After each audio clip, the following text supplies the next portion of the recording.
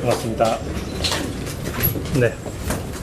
오늘 방금 당대표 선거에 출마 회견을 했습니다. 나머지 분들은 제가 출마 선언문에 제가 평소에 생각하고 있던 바를 진솔하게 담으려고 노력했는데 분량의 제한이 있다 보니까 좀 설명이 더 필요한 것 같습니다. 기자분들께서 좀 소속과 성명을 말씀해 주시고 질문을 좀 해주시면 제가 답변을 드리도록 하겠습니다. 네. 연합뉴스 조사원입니다. 오늘 소감문에 보시면 과거에 책임 있는 분들은 대기조문해야 한다 이렇게 말씀하셨는데 네. 오늘 오전에 한동훈 대표는 불출마 선언을 하셨거든요. 네. 그래서 앞서 출마 선언한 김문수 전 장관도 불출마 필요가 있다고 보실까요? 저는 사실 이번 전당대회가 국민의 눈을 돌리고 우리 당이 다시 살아날 수 있는 마지막 기회라고 생각합니다. 저는 개인적으로 김문수 후보자의 어떤 출마를 하지 말라는 입장도 이해는 하지만 저의 입장은 모든 후보자들이 다 각자의 개혁안과 쇄신안을 가지고 나와서 저와 함께 당당하게 경쟁해서 당원들의 의사를 정확히 확인하고 국민 눈높이에 맞도록 당을 재편하자는 게 제 입장입니다. 그래서 나올 수 있다면 나오시는 게 저는 좋다고 생각합니다. SBS 김영래 기자입니다. 네. 두 가지 여쭤보려고 하는데 어제 이미숙 위원장의 해친안이 네. 현충에서 논의가 제대로 되지 않고 이제 조정이 됐거든요. 이미숙 혁신안 중에서 그 과거 개헌과 탄핵에 대해 사과문 당원 당규에 기재하는 거 어떻게 생각하시는지 하고 네. 또 인적 쇄신에 대해서는 어떤 입장이신지. 저는 과거는 확실히 단절해야 된다는 입장이지만 그리고 또 윤희석 그 혁신위원장의 의견도 존중합니다. 그런데 어떤 당의 혁신을 얘기할 때는 강력한 민주적 정당성이 있어야 됩니다.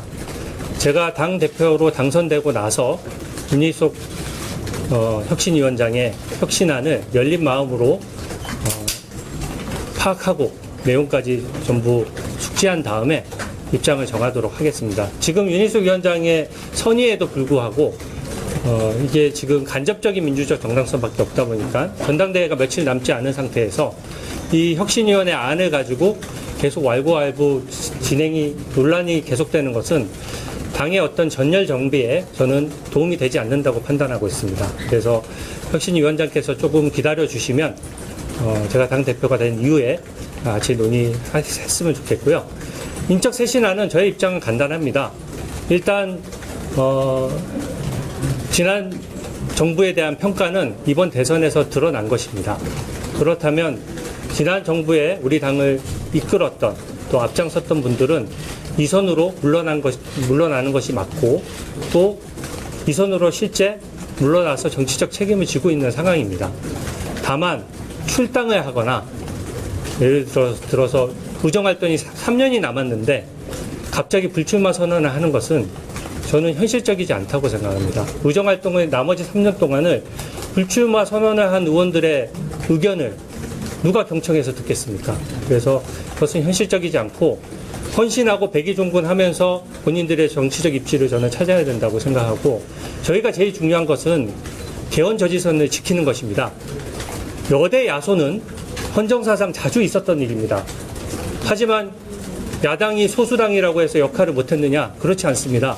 야당은 바른 소리하고 합리적인 비판하고 건설적인 대안 제시하면 됩니다. 다만 개헌 저지선을 내주는 건 다른 문제입니다. 지금 현재 민주당이 이번 정권을 잡자마자 바로 첫 번째 한 법률안이 대법관 증언안이라는 데 대해서 저는 굉장한 충격을 받았습니다. 국민 여론이 좋지 못해서 포기했지만 개헌 등을 통해서 그것보다 더한 일을 할 수도 있기 때문에 저는 개헌 저지선을 지키는 것이 당 대표로서의 책임감이라고 생각합니다. 네, 말씀하시죠. 미디어오늘의 조현호 기자입니다. 그 최상병 외압 사건 관련해서 VIP 경로설 관련 그 회의 당일인 2년 전 7월 30일에 그 800-7070 번호로 네, 그 내용은 제가 아니까 말씀을 드릴게요. 네. 통화를 하셨는데요. 그 부분은 그 통화한 당사자가 윤석열 대통령의 전화가 맞습니다. 윤석열 전 대통령. 제가 오늘 제 SNS를 확인 못하신 모양인데 저는 최상병 사건에 대한 입장은 간단합니다.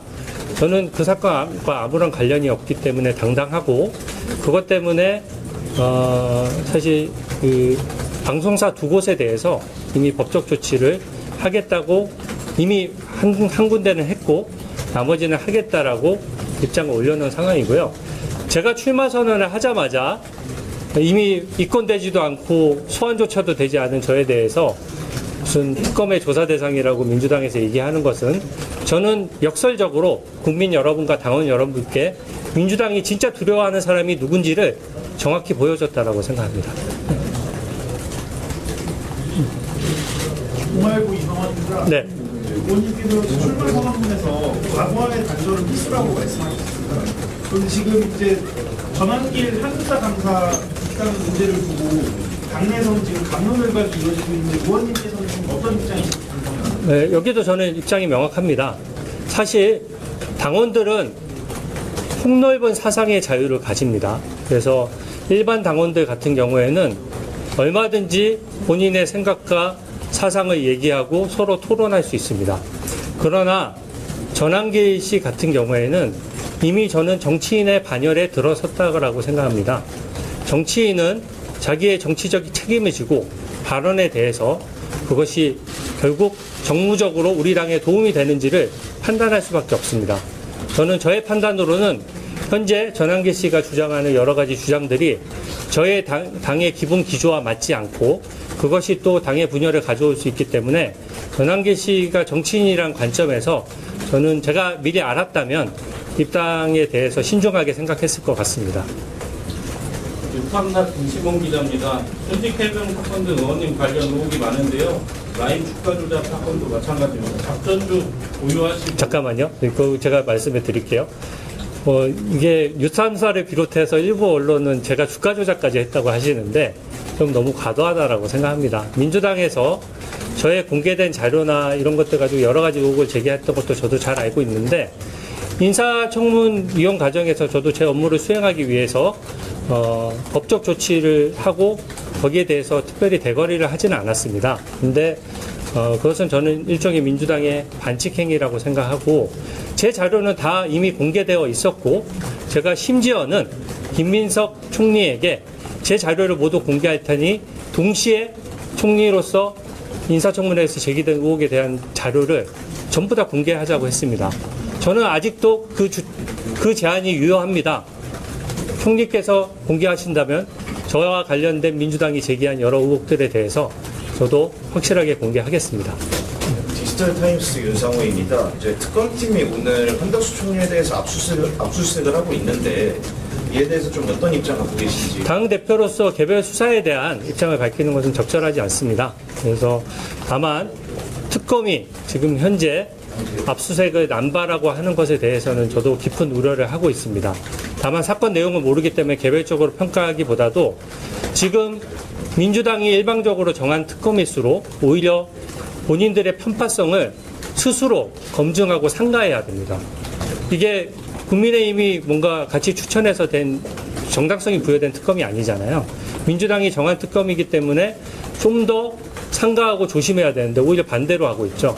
저는 나중에 수사 결과로서 증명하지 못한다면 특검이 민주당 산하의 검찰청과 마찬가지가 될 수 있다는 저의 평소의 지적이 입증되는 것이라고 생각합니다. 의원님 채널에 있습니다. 네. 최근에 당이 계속 우병화되고 있다는 우려가 제기되고 있는데 이거에 대한 의원님 입장이 궁금하고 그리고 당 개혁파 중심으로 좀 당 극우연대나 대형연대 움직임이 나오고 있는데 여기 동참하실 가능성이 있는지. 근데 저도 그런 논란을 보긴 했는데요. 이런 논란들이 저는 뭐 어떻게 보면 현실주의자자 실리를 따집니다. 그것이 당에게 정무적으로 당의 이미지를 개선하고 좋아지는 데 도움이 된다면은 필요한 부분 조치를 하겠지만 막연하게 극우라고 한다든지 어떤 팩트 없이 얘기를 하는 것은 좀 신중할 필요가 있다라고 봅니다. 일반 당원들 같은 경우에 제가 아까 말씀드렸다시피 정치인과 일반 당원을 저는 구분해서 말씀드렸습니다. 일반 당원들은 우리가 정치적인 결사체로서 국민은 폭넓은 정치인보다 오히려 폭넓은 비판의 자유를 가지고 언론의 자유를 더 가집니다. 그렇기 때문에 그런 분들의 개별 행동에 대해서 섣불리 평가하는 건 좀 신중해야 되고요. 대신에 그것이 위법 사항으로 나갔을 때 그것은 저는 단호히 대처하고 잘라야 된다고 생각합니다. 네, OBS 기자님께서 아까 인적 쇄신 부분에 대해서 인성 확대 정도로 말씀을 하셨는데 이게 과연 국민 묵묵히에 맞는다고 보시는지 하나랑요.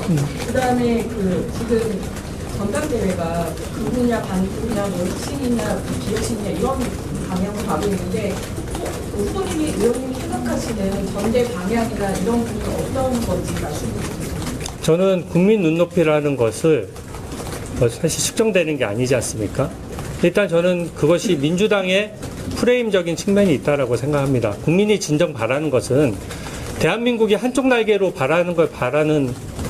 나는 것을 바라는 국민은 없습니다. 국민의힘이 잘못해서 민주당의 정권의 기회를 줬어도 국민의힘은 야당으로 남아서 민주당을 견제하기를 바라는 것이지 민주당 마음대로 한다면은 독재 국가로 흐르지 않겠습니까? 그래서 저는 우리 국민의 눈높이는 이 소수 야당, 또 특히 개헌저지상까지 위협받고 있는 소수 야당에게 어느 정도의 정치 공간을 열어주는 것이 저는 국민 눈높이라고 생각하고요. 그렇기 때문에 만약에 저희가 의석수가 많으면 한두 명, 두세 명 말 그대로 출당시켜서 어떤 모범을 보일 수가 있습니다. 근데 지금은 그렇게 할 수 있는 여유 있는 상황이 아니고 정말 절박한 상황이기 때문에 그분들조차도 저는 정치의 어떤 선의를 가지고 백의종군하면서 당을 위해서 역할을 해주실 것이라고 믿고, 그래서 저는 인적 쇄신론에 대해서 지금 조금 부정적인 입장이고요. 저는 쇄신이라고 하면 새로운 사람을 발굴함으로써 쇄신의 이미지를 충분히 줄 수 있다고 생각합니다. 그리고 제가 출마한 이유는 제가 한 마음먹은 지 사실 진짜 2, 3일밖에 안 됐거든요. 근데 지금 출마하신 분들의 생각은 존중합니다만 내가 되면 다른 나와 반대되는 사람들은 나가줬으면 좋겠다는 의사를 표명하시는 분들이 있거든요. 저는 그것은 정치인으로서 무책임한 측면이 있다고 생각합니다. 그 다음에 일을 누가 어떻게 책임집니까? 저는 국민들께서 국민의힘이 많이 모자라지만 저를 믿고 한 번 더 기회를 주신다면 저는 소수 야당으로서 할 수 있는 일, 이번에 인사청문 과정에서도 국민 눈높이에 맞지 않는 인사에 대해서 저희가 목소리를 높이지 않았다면 철회했겠습니까? 그런 역할들은 계속해서 필요하기 때문에 정책과 인사에 있어서 견제 기능은 살려나가도록 하겠습니다. 네, 한 두 가지 질문만 더 받을게요. 네. 의원님, 서울신문 의원입니다. 아까 정치인과 일반 당원은 좀 다른 기준으로 봐야 된다고 말씀하셨는데요. 그러면 이미 전당대회 출마한 후보분 중에 극우적인 생각을 가지고 있다는 후보가 있다고 보시는지 궁금합니다. 극우적인 생각이라는 말 한마디로 어떤 후보를 평가한다는 것은 예의가 아니죠. 그래서 저와 생각이 다르지만 후보자들로서 각자 당원들의 의사를 확인하기 위해서 각자 정치 지형을 가지고 하는 것은 저는 가능하다고 생각하고, 저와 경쟁하려면 보다 국민 눈높이에 맞는 내용을 내놔야 될 겁니다. 네, 그 정도로 하겠습니다. 다음 분이 계셨어요? 네, 고맙습니다. 네.